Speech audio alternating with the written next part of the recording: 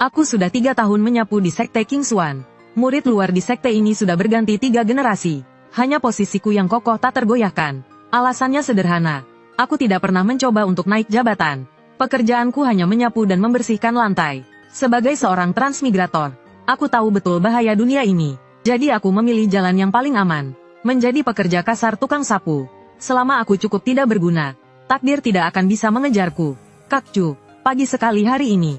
Seorang anak gendut yang baru masuk sekte menyapaku sambil terkekeh. Aku mengangguk dan mengayunkan sapu menerbangkan dedaunan. Burung yang bangun pagi akan dapat cacing.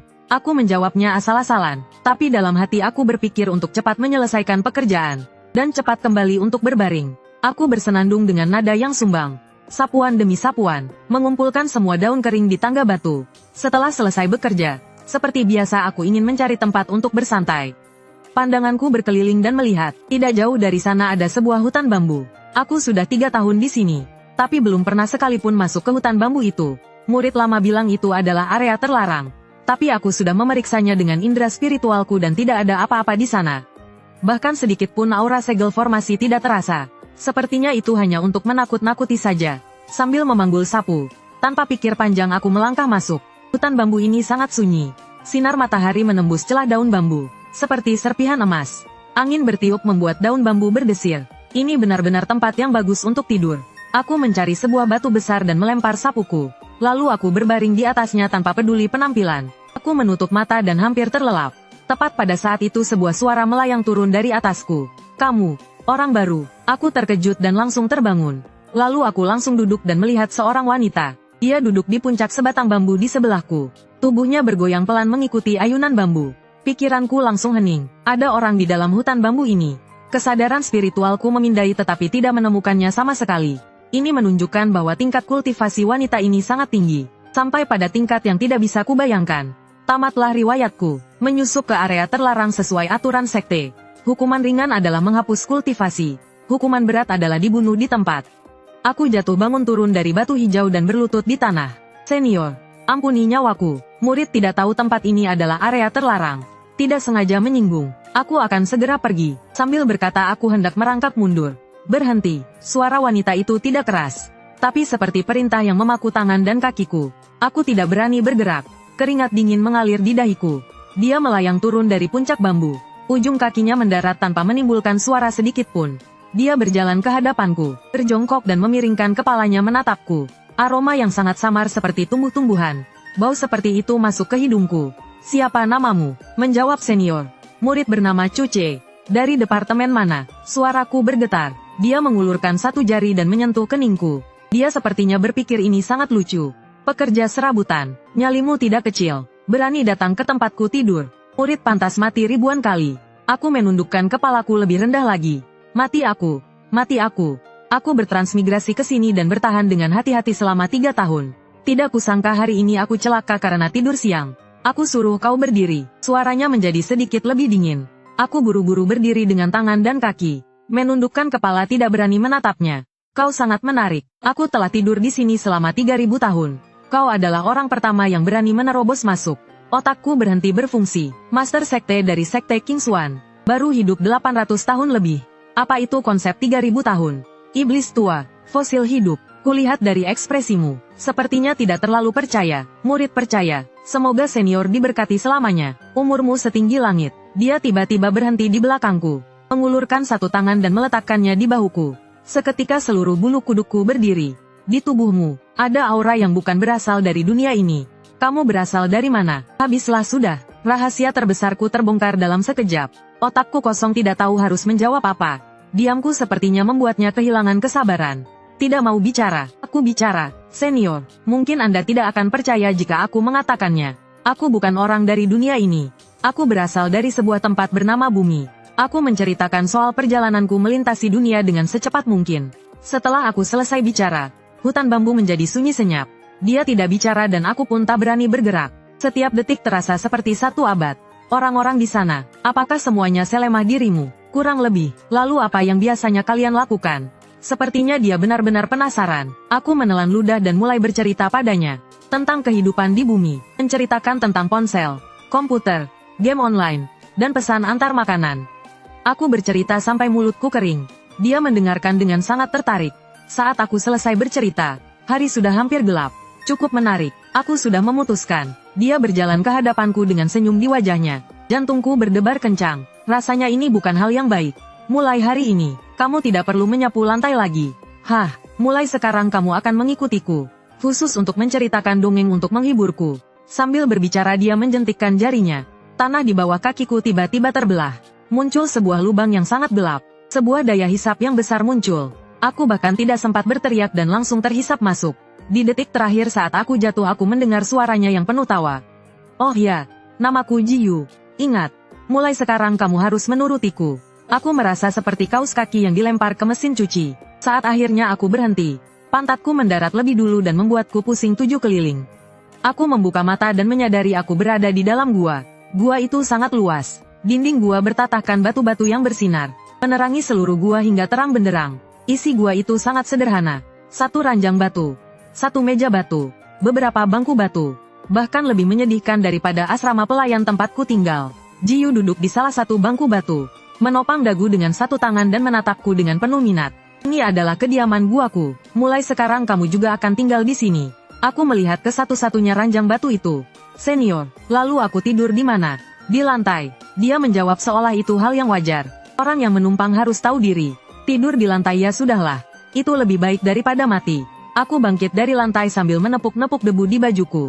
Sesenior Ji, apa perintah Anda? Lapar. Dia mengelus perutnya. Aku tertegun. Seorang kultivator di levelnya. Bukankah sudah lama tidak perlu makan lagi? Kenapa masih bisa merasa lapar? Aku ingin makan malatang yang kamu sebutkan itu. Tidak ada bahannya. Dia melambaikan tangannya di atas meja batu. Tiba-tiba muncul setumpuk barang. Berbagai macam rumput spiritual dan buah abadi yang pernah dan belum pernah kulihat. Ada juga beberapa potong yang tidak ku ketahui apa itu. Daging monster iblis yang memancarkan energi spiritual murni. Aku menatap tumpukan bahan kelas atas itu. Harta karun alam itu membuatku termenung. Menggunakan teratai api tingkat 9 sebagai sawi. Menggunakan hati naga dan sumsum phoenix sebagai bakso. Sialan ini namanya malatang. Leluhur, khasiat bahan-bahan ini terlalu kuat. Tidak bisa dicampur dan dimakan bersama. Nanti tubuhnya bisa meledak. Kamu yang meledak, atau aku yang meledak. Dia melirikku. Aku memberanikan diri untuk mulai mengolah bahan-bahan itu. Mengolah obat spiritual yang bisa jadi pusaka keluarga dengan gaya memotong sayur. Aku merasa hatiku sedang menangis darah.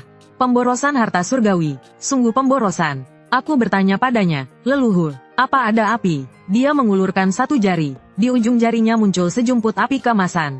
Api sejati samadi. Cukup tidak? Cukup. Aku hampir berlutut di hadapannya. Memasak malatang dengan api sejati samadi. Aku adalah orang pertama sepanjang sejarah yang melakukannya. Aku mencari tungku alkimia, mencucinya bersih dan menggunakannya sebagai panci. Semua rumput spiritual, buah abadi, dan daging monster iblis itu. Kulemparkan semuanya ke dalam, menambahkan air dan memanaskannya dari bawah dengan api sejati samadi.